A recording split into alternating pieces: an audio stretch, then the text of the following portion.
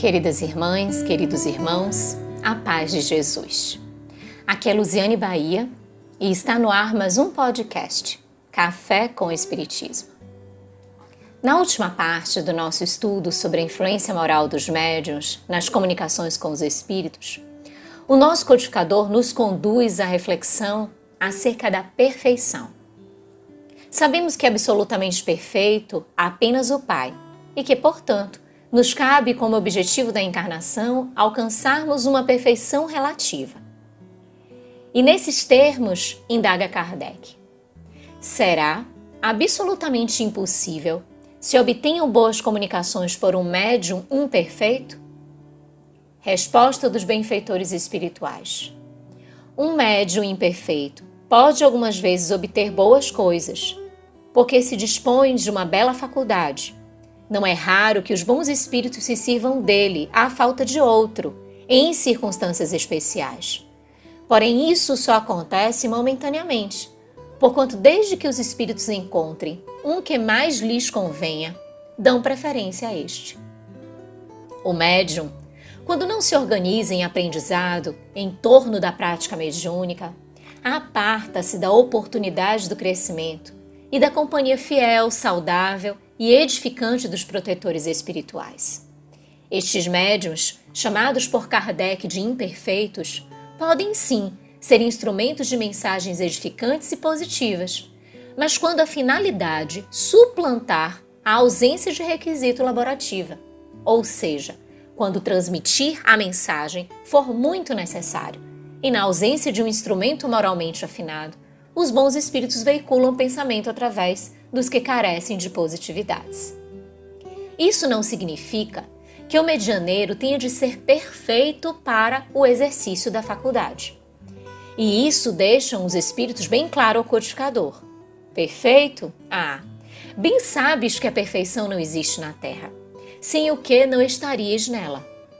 Dize, portanto, bom médium, e já é muito, pois que eles são raros.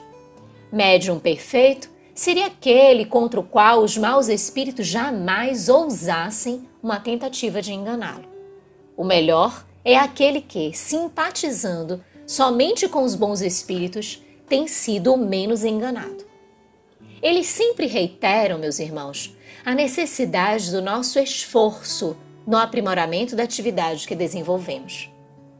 A perfeição realmente não faz parte do nosso contexto ainda. Nós que inseridos estamos em um mundo de provas e expiações, a caminho da etapa da regeneração. O que os benfeitores procuram suscitar e alertar é a nossa dedicação, a parte que nos cabe realizar, a tarefa a desempenharmos, o dever a cumprirmos.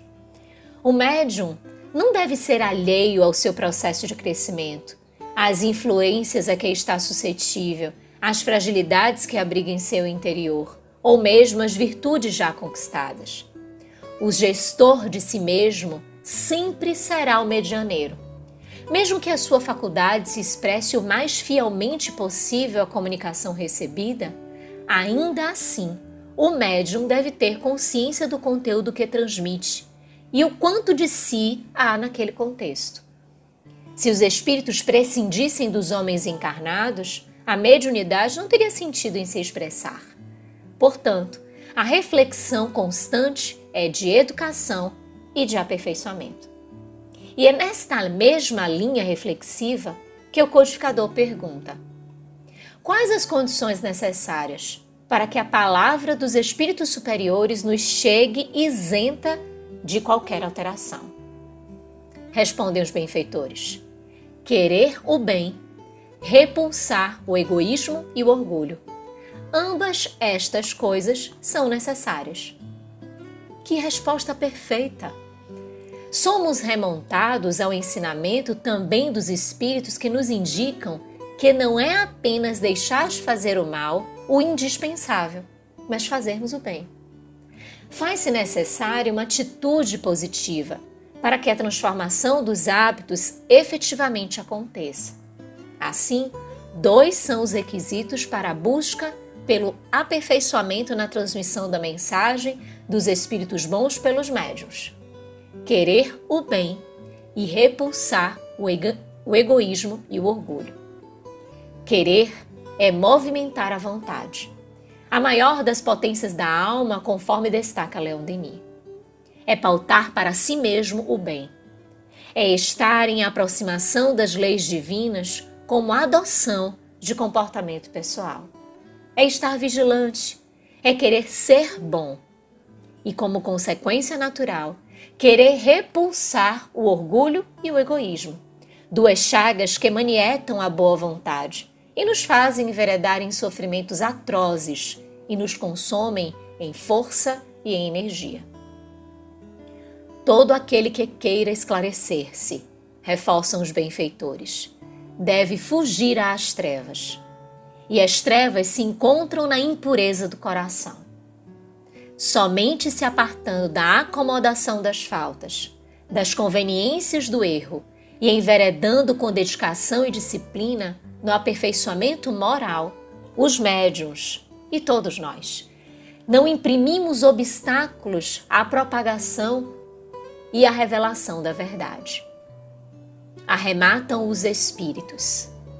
Se o médium, do ponto de vista da execução, não passa de um instrumento, exerce todavia influência muito grande sobre o aspecto moral, pois que, para se comunicar, o espírito desencarnado se identifica com o espírito do médium. Esta identificação não se pode verificar senão havendo entre um e outro simpatia e, se assim é lícito dizer-se, afinidade. A alma exerce sobre o espírito livre uma espécie de atração ou de repulsão, conforme o grau da semelhança existente entre eles.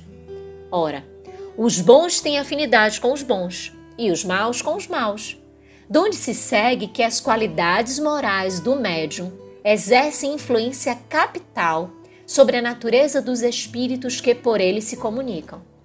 Se o médium é vicioso, em torno dele se vêm grupar os espíritos inferiores, sempre prontos a tomar o lugar aos bons espíritos evocados. As qualidades que de preferência atraem os bons espíritos são a bondade, a benevolência, a simplicidade do coração, o amor do próximo, o desprendimento das coisas materiais. Os defeitos que os afastam são o orgulho, o egoísmo, a inveja, o ciúme, o ódio, a cupidez, a sensualidade e todas as paixões que escravizam o homem à matéria. Assim, meus irmãos, concluímos que se a faculdade mediúnica para se expressar independe da moralidade dos médiuns, a qualidade das comunicações está intimamente relacionada ao que o medianeiro abriga no coração. Com gratidão imensa no coração, um grande abraço e até o próximo podcast Café com o Espiritismo.